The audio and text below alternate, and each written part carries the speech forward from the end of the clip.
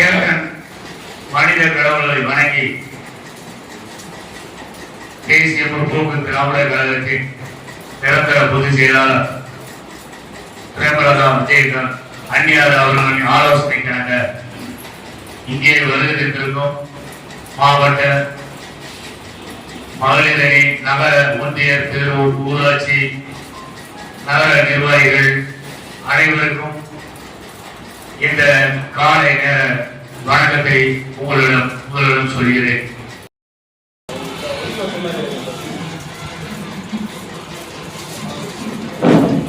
என்னுடைய குலதெய்வம் தேசிய முற்போக்கு திராவிட கழகத்தினுடைய நிறுவன தலைவர் கேப்டன் அவர்களையும், என்னுடைய குலதெய்வம் தேசிய முற்போக்கு திராவிட கழகத்தினுடைய பொதுச் செயலாளர் எனது ஆளுநர் அந்நியார் அவர்களையும் வணங்கிவிட்டு உரையை துவக்கலாம் என்று உங்களுடைய மத்தியிலே மகிழ்ச்சியுடன் நான் நின்று கொண்டு இருக்கின்றேன்.